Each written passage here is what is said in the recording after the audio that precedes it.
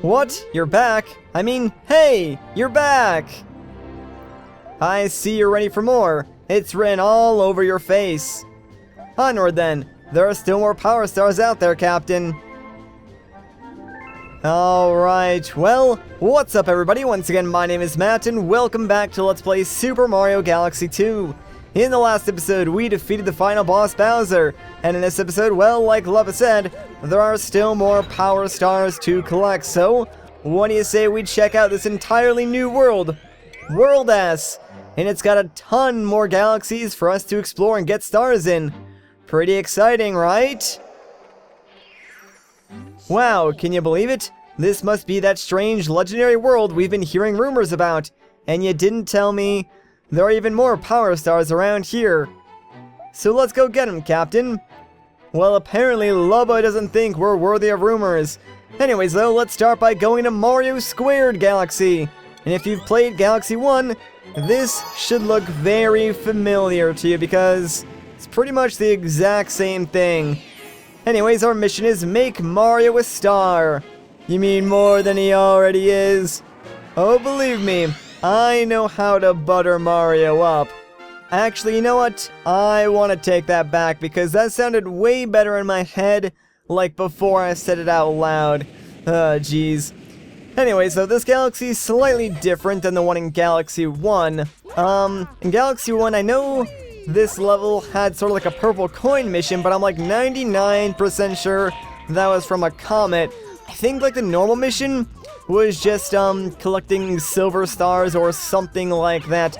Also, like all of the switches that we're stepping on were like rotating yellow platforms or something like that to make it a little bit harder. So yeah, just some minor changes here in Galaxy 2. For the most part though, this level should be fresh in your mind if you've played the first game.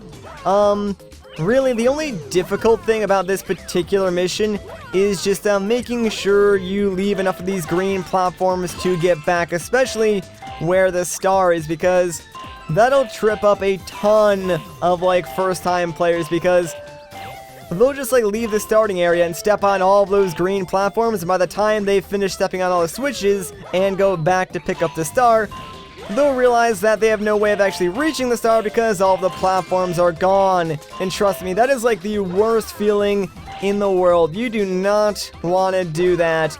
But I mean, if you've made it this far in the game, you should be well aware of what these green platforms do and how to navigate this level easily enough. That way you can get back to the start and grab the star.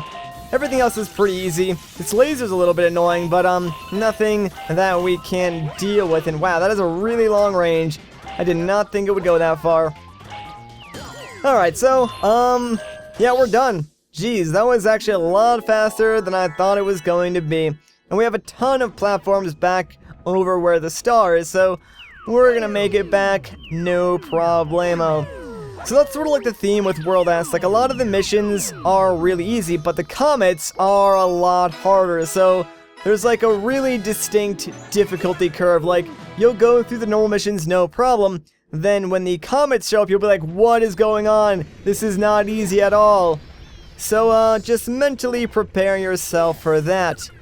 Anyways though, that is star number 107. We are well on our way to 120. And I say 120 because as soon as we reach that mark, we'll sort of like unlock the remaining stars to total 242. So it's going to be a pretty big deal. Anyways though, let's keep chugging along here through World S. And yeah, there are stargates after like every single galaxy. I guess like Nintendo didn't want you to get too far without like collecting a ton of stars. But we have everything we can get so far, so we're good to go. Let's check out Rolling Coaster Galaxy. Oh man, I'm really not looking forward to this galaxy because both the normal star and the comet star really are not that fun. This is the Rainbow Road Roll. So you guys like Mario Kart, right? And you like Mario 3D platformers? Well, guess what? This takes the worst things of both those games and combines them into one to make this really obnoxious level. So, not only do we have like a really tough stage to roll across, we have to do so using the ball rolling mechanic in Mario Galaxy. Yeah, doesn't that just sound like a bunch of fun? If you answered yes, I would advise checking yourself into the nearest, like, rehabilitation center because you might have suffered a brain hemorrhage or something like that. You should definitely get yourself checked out.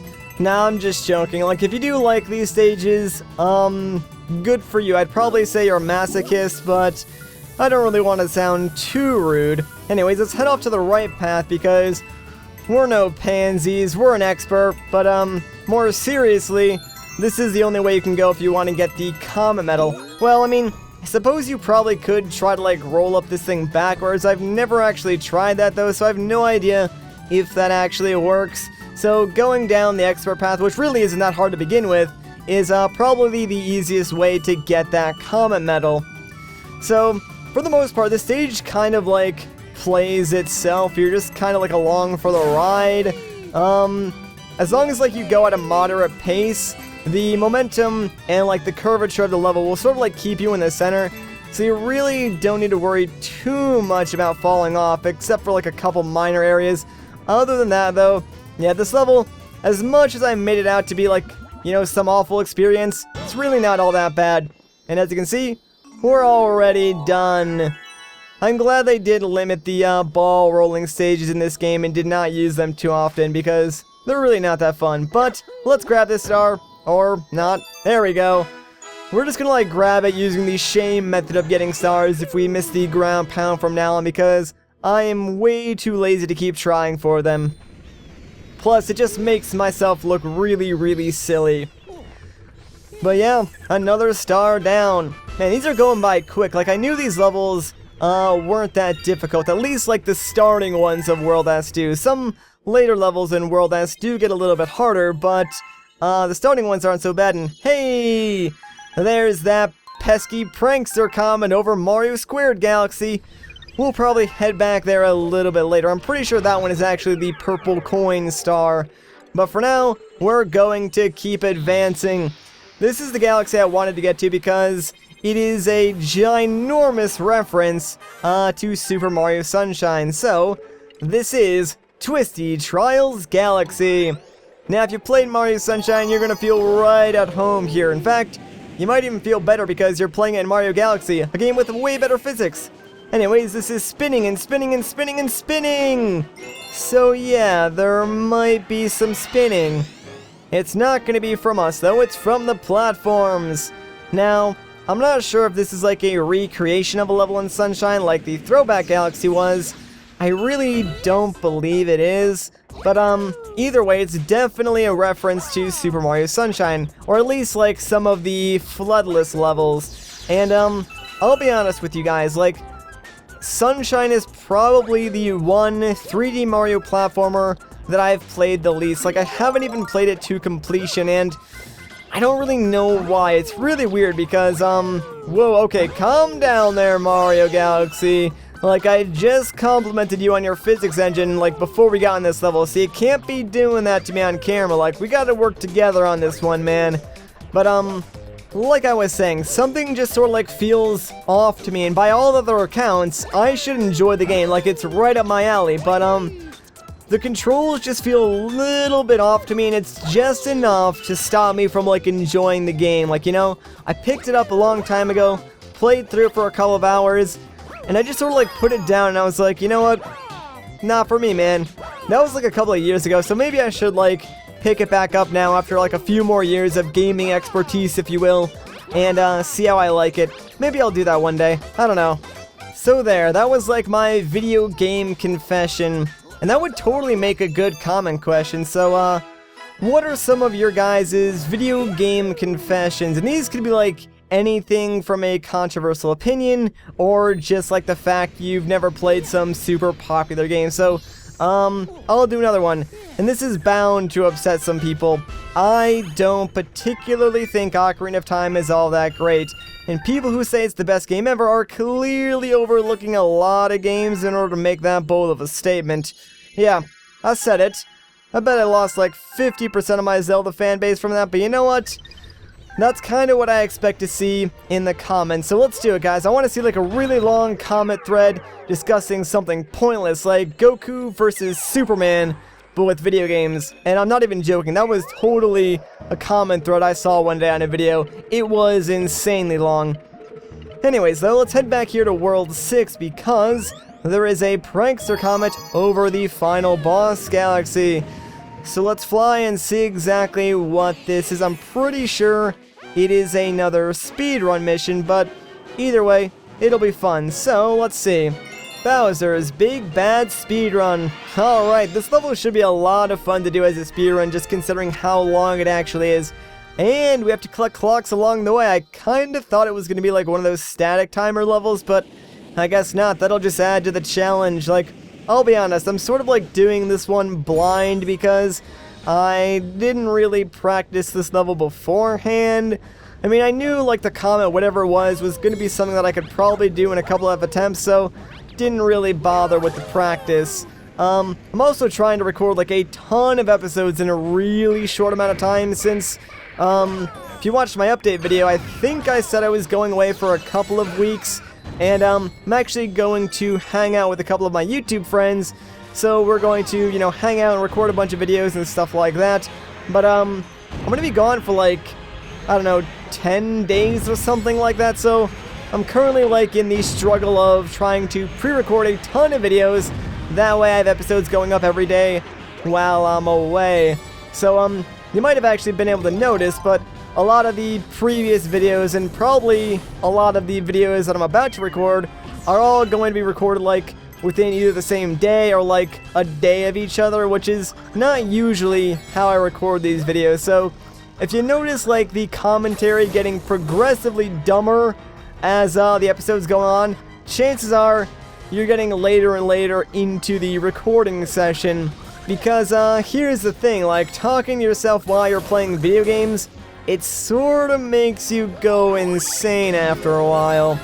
Plus, I mean, you might also be able to tell just from the sound of my voice, because obviously the longer I record, the more gravelly like my voice actually gets. At least I can hear it, I can definitely feel it, because you know, obviously when you just start recording, your vocal cords aren't like, you know, stressed or anything like that. And that's like another reason why I don't record too many videos a day, just because it does put like such a stress on your voice, and losing your voice is like the worst possible thing as a gaming YouTuber. And I swear, I do not know how some of the larger channels do it, especially like the ones that like scream in a majority of their videos. Like, I don't know how you could do that and like not lose your voice consistently.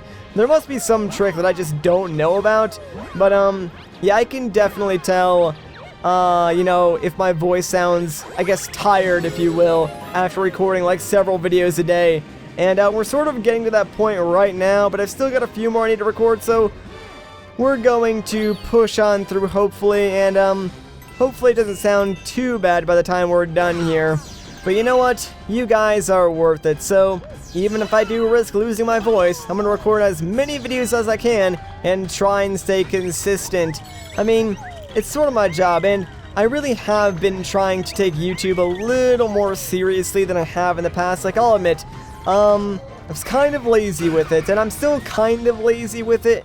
I know that's really bad to say considering it is my job, but balancing like YouTube, other responsibilities, and a social life is not at all the easiest thing in the world. So I'm sort of sacrificing some other things just to focus more on YouTube right now, but you know what? I think it'll be worth it in the long run. And it's kind of funny too, because like I'm going on this first really long trip, so I'm spending like a lot of time now recording all at once, and then I'm going away for 10 days in which I will be recording, but I'm making sure like I give myself a day or two before I leave to rest and recuperate my voice if I do lose it.